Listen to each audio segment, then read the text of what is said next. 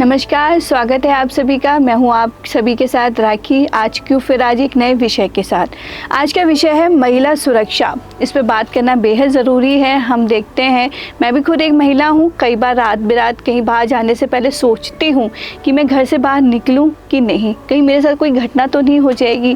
तो ये महिला सुरक्षा का विषय इस समय इतना ज़्यादा ज़रूरी है चर्चा करना, और हर किसी का सपोर्ट और ख़ासकर गवर्नमेंट का इतना सपोर्ट हमारे साथ होना चाहिए कि हम बिना डरे और निडर होकर अपने घर से बाहर रात को भी निकल सके। तो आज हमारे साथ जुड़ रही हैं एक बार फिर भावना वरदान शर्मा जी, जो कि सोशल एक्टिविस्ट हैं और कवित्री भी हैं और बहुत काम कर रही हैं महिला सुरक्षा को लेके, धर्मांतरण को लेके। हर एक क्षेत्र में उनके काम बहुत रहे हैं और बहुत अच्छे कार्य कर रही हैं वो। तो भावना जी, एक बार फिर आपका बहुत बहुत स्वागत है। धन्यवाद राखी जी। तो भावना जी, अगर हम महिला सुरक्षा की बात करें तो महिला सुरक्षा के लिए सबसे बड़ी चुनौती आप क्या देखते हैं? देखिए, महिला सुरक्षा के क्षेत्र में सबसे बड़ी चुनौती कानून नहीं है, सबसे बड़ी चुनौती है जानकारी का अभाव। मेरा जो आकलन रहा है, जो ग्राउंड लेवल पर मैंने काम किया है महिलाओं के लिए, या जो महिलाएं मेरे पास आती हैं शिकायतें लेकर, 90% महिलाओं को यही नहीं मालूम कि उनको जाना कहाँ है। जब उनके साथ मानसिक, शारीरिक किसी भी प्रकार का शोषण हो रहा होता है तो उन्हें करना क्या है, पहली बात। दूसरी बात कि 181 हेल्पलाइन, महिला हेल्पलाइन है हमारे पास बहुत सारे हथियार हैं, लेकिन 90% महिलाओं को जिनसे मैं मिली ये मालूम ही नहीं था कि 181 पर उनको सहायता लेनी है। महिलाएं इस बात से अवगत नहीं है कि अब उनको, यदि उनके साथ कोई घटना हो रही है या कोई अपराध, कोई उन्हें परेशान कर रहा है, तो वो पुलिस थाने जाने से डरती हैं, पुलिस के पास जाने से डरती हैं। लेकिन कितना देखिए बड़ा परिवर्तन आया है कि अब हर पुलिस थाने में एक महिला सुरक्षा बूथ है। वहाँ पर आपको मिशन शक्ति के आपको टीम मिलेगी, आपको वहाँ पर महिला पुलिसकर्मी है, आपको पुरुष पुलिसकर्मियों के पास जाने की आवश्यकता नहीं है। आप महिला सुरक्षा बूथ में जाइए, वहाँ आपकी बात सुनी जाएगी, आपकी शिकायत दर्ज कराई जाएगी, आपको पूरा सहयोग मिलेगा। तो जानकारी का अभाव सबसे बड़ी चुनौती है। हमारी भारतीय न्याय संहिता ने, हमारी सरकार ने बहुत इस दिशा में काम किया है, और महिलाओं के विरुद्ध होने वाले अपराधों की संख्या में निश्चित रूप से गिरावट आई है। लेकिन महिलाएं पूरी तरह से सुरक्षित नहीं, क्योंकि आए दिन हम देख रहे हैं कि हर 16 मिनट में एक रेप की घटना है, हर 4 मिनट में एक छेड़खानी की घटना पुलिस में दर्ज होती है, और सबसे बड़ा दुर्भाग्य 70% महिलाएं जो हैं वो शिकायत दर्ज कराती नहीं है। तो जानकारी का अभाव सबसे बड़ी चुनौती है जी। तो ऐसे में भावना जी, ज़रूरी है कि महिलाओं को कुछ जानकारी का होना। तो महिला सुरक्षा के लिए खुद महिला को किन किन जानकारी का होना बहुत ज़्यादा ज़रूरी है? देखिए, जानकारी से पहले मैं ये बताना चाहूँगी कि महिलाएं जो है उनके पास जानकारी हो और जानकारी ना हो, लेकिन वो अपने साथ हो रहे अपराधों के विषय में बात नहीं करती हैं, क्योंकि 3 तरह के उनको डर होते हैं। हाँ। पहला डर कि लोग क्या कहेंगे, हमारे समाज की जो सबसे बड़ी बीमारी है। दूसरा कि क्या कानून और पुलिस मेरा साथ देंगे। तीसरा जो बात है वो ये है कि महिलाओं को अक्सर लगता है कि यदि वो आर्थिक रूप से निर्भर नहीं है तो वो कहाँ जाएंगी, ये होता है। तो इसके लिए हमारी सरकार ने 5 जो है ब्रह्मास्त्र हमें दिए हुए हैं। हम देख रहे हैं कि महिला सुरक्षा के विषय में प्रदेश सरकार बहुत तेज़ी से कार्य कर रही है। पहला तो है, मैंने जैसा कि आपको बताया, 181 महिला पुलिस हेल्पलाइन है, 1090 भी है, मुख्यमंत्री हेल्पलाइन है। अब महिलाओं के साथ यदि किसी भी प्रकार की घटना होती है तो उन्हें बिना अपनी पहचान बताए, इवन महिला आयोग की जो हेल्पलाइन है उसमें भी आपको अपनी पहचान बताने की आवश्यकता नहीं है। आप बिना अपनी पहचान बताए भी अपने साथ हो रहे और किसी अन्य महिला के साथ हो रहे अपराध के विषय में बात कर सकती हैं। दूसरा है, देखिए 2005 में जो भारतीय न्याय संहिता ने जो DV एक्ट दिया है महिलाओं को अक्सर लगता है कि यदि घरेलू हिंसा उनके साथ हो रही है, और हिंसा केवल शारीरिक नहीं होती है, मौखिक होती है, मानसिक होती है, तो महिलाओं को अक्सर ये लगता है कि यदि उनके साथ हो रही हिंसा कोई भी देखे, क्योंकि हम जानते हैं 70% जो शारीरिक शोषण या रेप की घटनाएं होती हैं वो अपने घर की 4 दीवारियों में अपने ही किसी परिचित द्वारा की जाती है, बच्चियों और महिलाओं के साथ। तो बात वहीं की वहीं दबा दी जाती है। तो और रही घरेलू हिंसा की बात, तो महिलाओं को ये बात मालूम नहीं है कि डीवी एक्ट के माध्यम से यदि आपके साथ मौखिक, मानसिक, शारीरिक हिंसा हो रही है तो आप इसकी शिकायत दर्ज कर सकती हैं और उसके बाद आपको उस घर में रहने का अधिकार है। महिलाओं को अक्सर ये लगता है अगर हम आवाज़ उठाएंगे तो हमें पति या जो भी हैं वो आपको घर से बाहर निकाल देंगे, लेकिन महिला डीवी एक्ट में आपको उसी घर में रहने की रहने के लिए सुरक्षा मिलती है। और 125 CRPC के विषय में महिलाओं को जानकारी नहीं है कि जिसके साथ भी आप रह रही हैं, चाहे वो पति हो, चाहे आपका पुत्र हो, चाहे पिता हो, वो आपको आर्थिक रूप से आपको खर्चा देगा। नहीं देगा तो उसकी सैलरी से कटेगा, लेकिन वो आपको खर्चा देगा, क्योंकि मुख्य रूप से महिला इसीलिए शिकायत नहीं करती हैं कि फिर पैसा मिलना बंद हो जाएगा। इसके बाद पॉश है। देखिए, पॉश भी एक बहुत बड़ा हथियार है कि यदि स्कूल, कॉलेज में या ऑफिस में कोई बॉस या सहकर्मी, देखिए उन छोटी बच्चियों के बारे में सोचिए जो अपने घर वालों को कन्विंस करके बड़े शहरों में शिक्षा ग्रहण करने आती हैं, उनसे उनकी कोचिंग और कुछ अपने सपनों को पूरा करने आती हैं, उनसे उनका कोचिंग संचालक है या उनका कोई टीचर है या कोई प्रोफेसर है, वो उनका शारीरिक या मानसिक शोषण कर रहा है। अब बच्ची घर से आ गई दूसरे शहर में, माँ बाप को किसी तरीके से, हर वर्ग से होते हैं, आर्थिक रूप से जो संपन्न नहीं है उन परिवारों की बच्चियां, अगर वो घर पे बताएंगी तो घर वाले उन्हें जाने नहीं देंगे, और अगर वो स्कूल, कॉलेज में टीचर के विरुद्ध आवाज़ उठाएंगी तो उन्हें फेल होने का डर रहता है। यही हाल होता है ऑफिस और सहकर्मियों के साथ कि यदि किसी भी महिला का बॉस या सहकर्मी उसके साथ कोई दुर्व्यवहार कर रहा है, जैसे हाल ही की घटना है मोहाली की, जहाँ पर एक डिम्पल नाम की लड़की को उसका जो सहकर्मी है, वो जैसे वो 2 वर्षों से उसकी मित्रता थी और हाल ही में उसने ब्रेकअप किया था, तो उसने आकर उसी ऑफिस, मोहाली के उसी ऑफिस में उस व्यक्ति ने उसके 30 सेकंड के अंदर 35 बार चाकुओं से वार किया दिन दिहाड़े, और लंबे समय से वो उस महिला को परेशान कर रहा था। इस घटना ने पूरे देश को हिला दिया है और महिलाएं अपने वर्क प्लेस पे कितनी असुरक्षित हैं, ये मुद्दा इस समय विमर्श का है।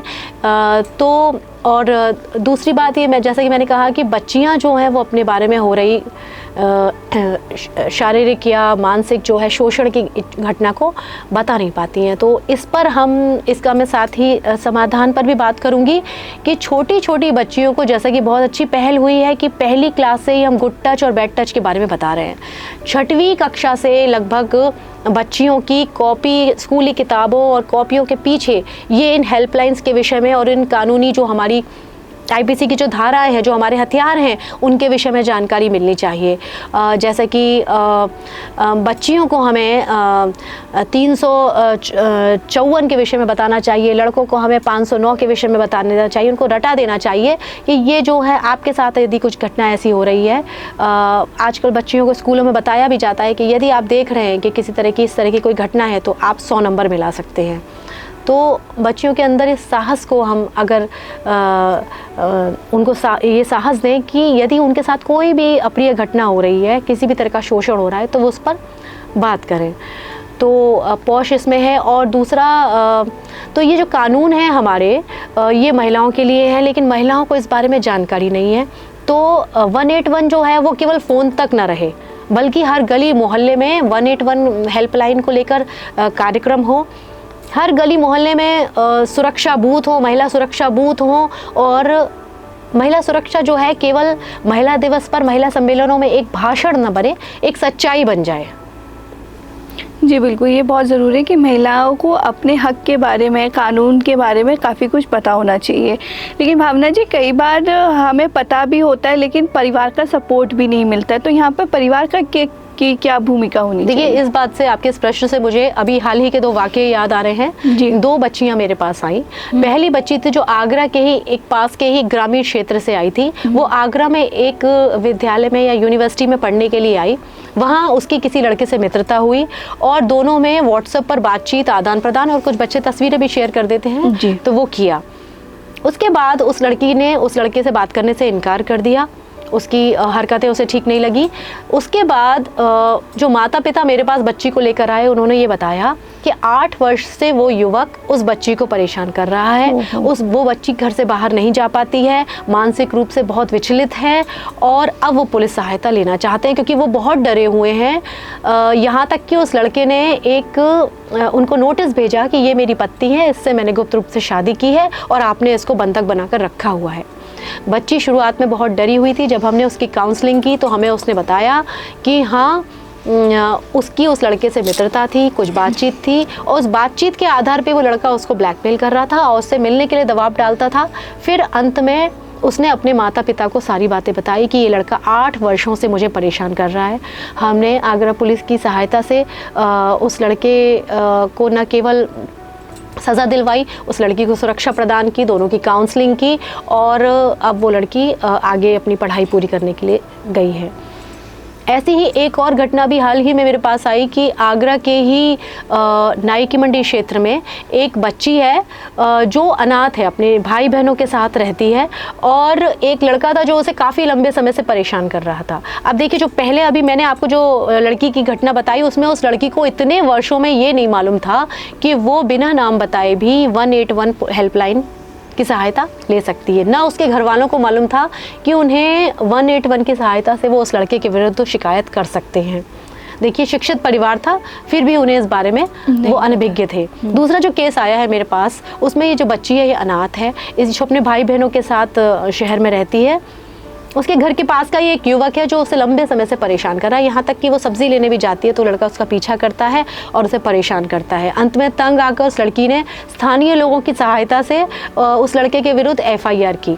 उसके बाद जो शिकायत मेरे पास आई वो ये थी, कुछ लोग उसे लेकर आए कि वो लड़का FIR के बाद, सज़ा मिलने के बाद, वो वहाँ से जब आता है बाहर तो सबसे पहले उसके घर के सामने जाकर उससे कहता है कि यदि तुमने मेरे खिलाफ़ पुलिस शिकायत वापस नहीं ली तो मैं तुम्हारे मुंह पर तेज़ाब डाल दूँगा। लड़की बहुत भयभीत थी। ये साथ ही उसकी माँ ने भी, लड़के की माँ ने भी उस लड़की को इसी प्रकार की धमकियाँ दी। जब मैंने उस लड़की से बात की तो मैंने उससे कहा, यदि वो किसी समय तुम्हें परेशान करता है या रोकता है तो तुम 181 का या 112 नंबर का प्रयोग कर सकती हो। लड़की और लड़की का पूरा परिवार इन हेल्पलाइंस के विषय में उनको जानकारी नहीं थी। बिल्कुल, हाँ, अभी भी जानकारी का कहीं ना कहीं अभाव है, इसीलिए ये घटनाएं कहीं ना कहीं बढ़ती भी जा रही हैं। तो भावना जी, आप तो बहुत समय से इस क्षेत्र में काम कर रही हैं, तो क्या आपको कहीं ना कहीं थोड़ी बहुत गिरावट दिख रही है इस आंकड़ों में? निश्चित रूप से महिलाओं के साथ होने वाले अपराधों की संख्या में गिरावट आई है, और सरकार ने विशेष रूप से उत्तर प्रदेश में ये जो अपराधी हैं इनके हौसले पस्त हुए हैं। तुरंत कार्रवाई होती है। आपको 181 पर आपको चाहे वो लीगल हो या पुलिस की सहायता हो, यहाँ तक कि मेडिकल हेल्प भी से संबंधित जानकारी भी मिलती है, और 24 घंटे ये हेल्पलाइन चालू रहती है। और बच्चियाँ कहीं भी हों, कहीं भी किसी परेशानी में, अज्ञात जगह पर रात में कहीं फंस जाएं तो वो, लेकिन ये एक प्रश्न उठता है यहाँ पर कि ये डेटा भी जो है सार्वजनिक होना चाहिए, और हम सभी को अधिकार है ये जानने का कि 181 पर आगरा से एक वर्ष में कितनी शिकायतें गई, उन शिकायतों में से कितनी FIR दर्ज हुई, उनमें से कितनी शिकायतें रेप की थी, कितनी छेड़खानी की थी और कितनी घरेलू हिंसा की थी, उनमें से कितनी शिकायतों का समाधान वास्तव में हुआ, फॉलोअप लिया गया। और ये सारी जो सूचना है ये मुझे लगता है प्रतिवर्ष ये सार्वजनिक होनी चाहिए, जैसे कि 181 जो है केवल फ़ोन तक सीमित ना रहे, बल्कि हर बच्ची की पहुंच हो, और अपराधी किसी भी बच्ची को परेशान करने से पहले सोचें कि उनके विरुद्ध कार्रवाई हो सकती है। बिल्कुल, मतलब सबसे बड़ी बात यही है कि हमें जागरूक होना होगा, तभी हम सुरक्षित रह पाएंगे। तो सभी को ये हेल्पलाइन नंबर जो है 180, इसके बारे में जानकारी होनी चाहिए, ताकि कभी भी कोई भी ऐसी समस्या होने पर तुरंत हम ये नंबर डायल कर सकें। और इस नंबर को डायल करने पे भावना जी कितनी देर में हमारे पास सहायता पहुँचती है? देखिए, 24 घंटे हेल्पलाइन खुली रहती है, और तुरंत जो वहाँ पर सलाह मिलती है कि क्या करना चाहिए, अगला कदम क्या होना चाहिए, किस प्रकार वो जो युवती है वो अपनी सहायता कर सकती है। और अगर आपके नज़दीकी थाने पर आपकी शिकायत की सुनवाई नहीं हो रही है तो 181 के द्वारा वहाँ पर आपकी शिकायत दर्ज कराने में भी सहायता मिलती है। जी बिल्कुल, बहुत बहुत धन्यवाद भावना जी, इस विषय पर भी इतनी विस्तृत जानकारी हमें देने के लिए। अंत में आप दर्शकों को क्या संदेश देना चाहेंगी? देखिए, जैसा कि मैंने बताया कि जो शोषण होता है वो शारीरिक, मानसिक, मौखिक हर प्रकार का होता है। बहुत तरह की परिस्थितियों से भारतीय महिलाएं जूझ रही हैं। एक बहुत मुख्य रूप से एक बहुत गंभीर मुद्दा है गर्भावस्था में जो महिलाओं की जो देख रेख का। कई ऐसे केस मेरे सामने आए हैं जिसमें कि देखिए, जब कोई महिला गर्भवती होती है तो उसे बहुत ही सुरक्षा और प्यार की और सहानुभूति की आवश्यकता होती है। हमारे कुछ ऐसे भारतीय परिवार हैं जिनमें जो बच्ची, अगर जैसे हाल ही में ट्विशा शर्मा का केस आया था, बहुत ज़्यादा हमारे देश में चर्चा छिड़ी हुई है कि वो नए परिवेश में गई, शादी होकर गई और उसकी सास और उसकी जो पति थे उन्होंने किस तरह उसका मानसिक शोषण किया कि वो आत्महत्या करने पर मजबूर हो गई। हालांकि अभी तक केस पूरी तरह सुलझा नहीं है, लेकिन ये एक प्रश्न चिन्ह है भारतीय परिवारों के ऊपर कि जब कोई लड़की नए परिवेश में आती है तो उसको न केवल सहयोग की आवश्यकता होती है, प्रेम सहानुभूति की आवश्यकता है, और विशेष रूप से यदि वो गर्भवती है तो उस समय घर के कामों में भागीदारी और जिम्मेदारी के अलावा उसको विशेष केयर की ज़रूरत होती है। तो ये भी एक तरह की, यदि नहीं मिल रही है और वो बच्ची जो है वो किसी भी तरह से परेशानी, एक तरह की हिंसा है, तो अपने साथ हो रही गलत पर ये माता पिता का ही दायित्व है। जैसे जब ट्विशा शर्मा की जो चर्चा देश में छिड़ी हुई है, इसके बाद हम सभी ये बात कर रहे हैं कि हमें अपनी बच्चियों को शादी के समय ये आश्वासन देना चाहिए कि यदि तुम परेशान हो, ये कोई भी तुम्हारे साथ गलत कर रहा है तो तुम्हें इसकी जानकारी हमें देनी चाहिए। और माता पिता केवल शादी तक नहीं, बल्कि शादी के बाद जो बच्ची की जो जीवन यात्रा होती है उसमें भी माता पिता को सहयोग देना चाहिए कि हमारी बेटी वहाँ कैसे रह रही है। और यदि वो लड़की परेशान है तो माता पिता के घर के दरवाजे जो हैं इन युवतियों के लिए खुले होने चाहिए, जिससे कि वो भविष्य में ट्विशा शर्मा जैसी घटनाएँ ना हो, या युवतियाँ जो अवसाद में आ जाती हैं या आत्महत्या करने को मजबूर हो जाती, ऐसी घटना ना हो। तो ये घटना जो है इसने पूरे देश को हिलाकर रख दिया और ये प्रश्न चिन्ह लगाया है कि सामाजिक प्रेशर के कारण युवतियां किस प्रकार मानसिक शोषण के बावजूद जीने को मजबूर होती हैं, और ऐसी दशा में उन्हें क्या करना चाहिए, चाहे वो डीवी एक्ट है, चाहे 125 CRPC है, इन सभी के बारे में जानकारी ही एकमात्र समाधान है कि उन्हें अपने अधिकारों के विषय में मालूम हो। जी बिल्कुल, बहुत बहुत धन्यवाद भावना जी। तो महिलाओं, आपको जो हेल्पलाइन नंबर है इनको याद रखना है, और कभी भी कोई भी समस्या होती है तो आप इन हेल्पलाइन नंबर को डायल कर सकते हैं। जैसे भावना जी ने हमें बताया कि 181 जो हेल्पलाइन नंबर है, कभी भी कोई भी समस्या होती है तो आप इस नंबर को डायल कर सकते हैं और सहायता आपको तुरंत मिलेगी। तो आशा करते हो कि आप इन सब बातों का ध्यान रखेंगे और ख़ासकर महिलाएं जागरूक रहेंगी अपने अधिकारों के बारे में और कानून के बारे में, ताकि वह अपनी लड़ाई खुद लड़ सके। तो इसी के साथ आज के लिए बस इतना ही, फिर मिलूंगी ऐसी किसी नई जानकारी के साथ। तब तक के लिए धन्यवाद।